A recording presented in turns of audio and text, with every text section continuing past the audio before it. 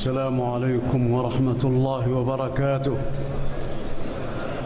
الحمد لله.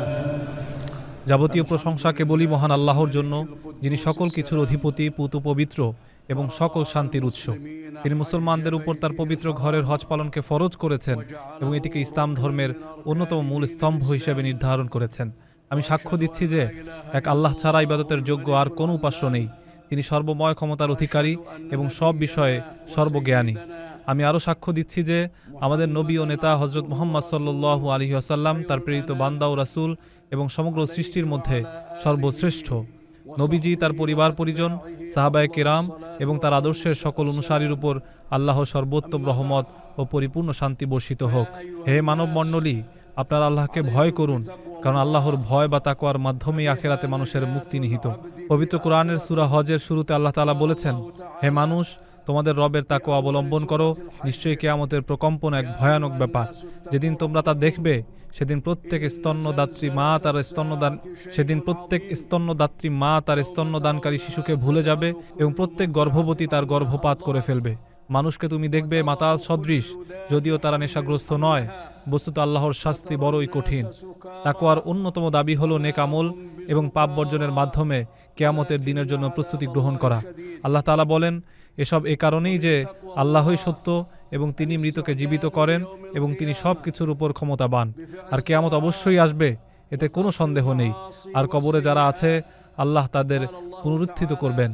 আখিরাতের জন্য সবচেয়ে বড় প্রস্তুতি হলো তাওহীদ বা একত্ববাদ প্রতিষ্ঠা করা এবং একমাত্র আল্লাহর ইবাদত করা, আর আল্লাহ ছাড়া অন্য কারো কাছে প্রার্থনা না করা।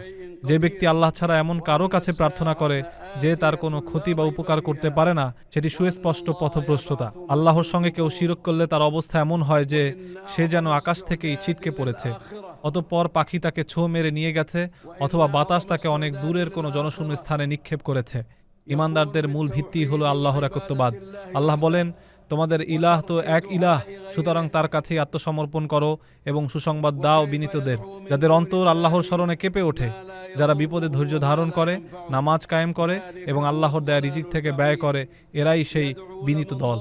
ইসলামের মূল স্তম্ভগুলো হলো আল্লাহর একত্ববাদের সাক্ষ্য দেয়া, হযরত মুহাম্মদ সাল্লাল্লাহু আলাইহি সাল্লামকে আল্লাহর রাসূল হিসেবে মেনে নেয়া, নামাজ কায়েম করা, যাকাত আদায় করা, রমজানের রোজা রাখা এবং আল্লাহর পবিত্র ঘরে হজ করা। এসবের পাশাপাশি আল্লাহকে ভয় করার নির্দেশ দেয়া হয়েছে। আল্লাহ বলেন, যে ব্যক্তি তার রবের সামনে দাঁড়ানোর ভয় রাখে, তার জন্য রয়েছে দুটি জান্নাত। আল্লাহর আনুগত্যে ধৈর্য ধারণ করতে হবে এবং তাকদীরের উপর বিশ্বাস রাখতে হবে। আল্লাহ বলেন, নিশ্চয়ই ধৈর্যশীলদের তাদের পুরস্কার দেয়া হবে অগণিতভাবে। এর সঙ্গে আল্লাহর দেয়া নিয়ামতের শুকরিয়া আদায় করতে হবে, কারণ তিনি এসব নিয়ামত আমাদের ব্যবহারের উপযোগী করে দিয়েছেন।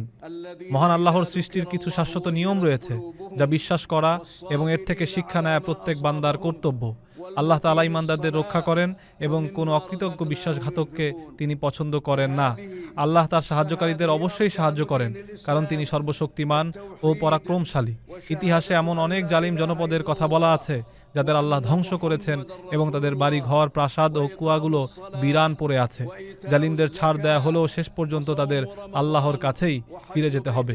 মহান আল্লাহ তার বন্ধু হযরত ইব্রাহিম আলাইহিস সালামকে মানুষের মধ্যে হজের ঘোষণা দেওয়ার নির্দেশ দিয়েছিলেন। আল্লাহ বলেন, মানুষের মধ্যে হজের ঘোষণা দাও, তারা তোমার কাছে আসবে পায়ে হেঁটে এবং সব ধরনের কৃষকায় উটে চড়ে বহুদূর থেকে, যাতে তারা নিজেদের কল্যাণের স্থানগুলোতে উপস্থিত হতে পারে এবং নির্দিষ্ট দিনগুলোতে আল্লাহর দেয়া চতুষ্পদ জন্তুগুলো জবাই করার সময় তার নাম স্মরণ করতে পারে।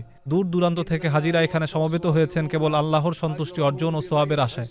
তারা এই পবিত্র ঘর এবং পবিত্র স্থানগুলোর সম্মান রক্ষার্থে এখানে এসেছেন। আল্লাহ বলেন, পবিত্র মসজিদ যা আমি নির্ধারণ করেছি সকল মানুষের জন্য, হোক সে স্থানীয় বা বহিরাগত, যে ব্যক্তি সেখানে জুলুমের মাধ্যমে সীমালঙ্ঘন করতে চায়, আমি তাকে যন্ত্রণাদায়ক শাস্তির স্বাদ আস্বাদন করাবো। তাই ইবাদতের জন্য আল্লাহর ঘরকে সব ধরনের শিরিক ও অনাচার থেকে পবিত্র রাখতে হবে, শুধুমাত্র তাওয়াফকারী, রুকু ও সিজদাকারীর জন্য। হজের এই পবিত্র স্থানে সব ধরনের পাপাচার, ঝগড়া বিবাদ এবং রাজনৈতিক বা দলীয় স্লোগান সম্পূর্ণ নিষিদ্ধ। এখানে একমাত্র আল্লাহর প্রতি আনুগত্য এবং রাসূল সাল্লাল্লাহু আলাইহি সাল্লামের সুন্নাহর অনুসরণই কাম্য। যে ব্যক্তি আল্লাহর নিদর্শনসমূহকে সম্মান করে, তা তার অন্তরের তাকওয়ারই বহিঃপ্রকাশ।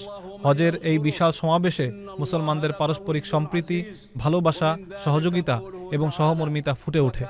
ভাষা, বর্ণ ও দেশের ভিন্নতা সত্ত্বেও এখানে সবাই এক তালে ইবাদত করেন।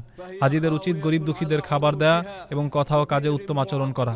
আল্লাহ বলেছেন, তোমরা মিথ্যা কথা থেকে বেঁচে থাকো। আরাফাতের এই ময়দান অত্যন্ত মর্যাদাপূর্ণ।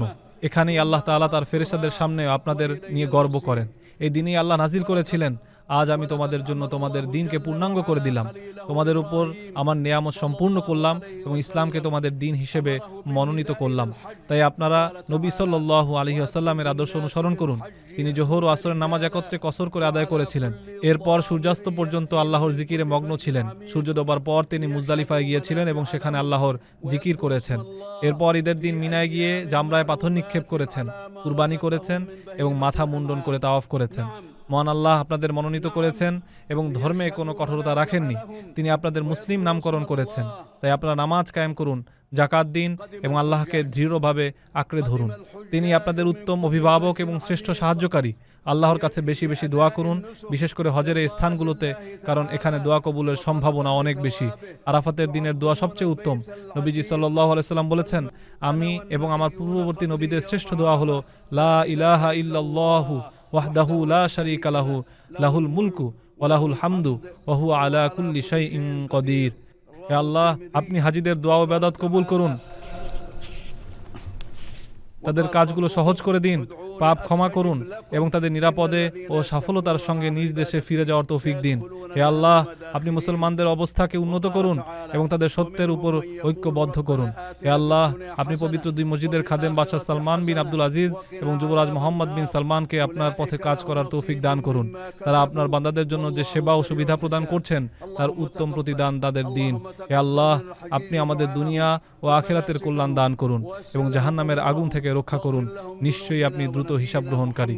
وعلى آله وصحبه وسلم تسليما كثيرا.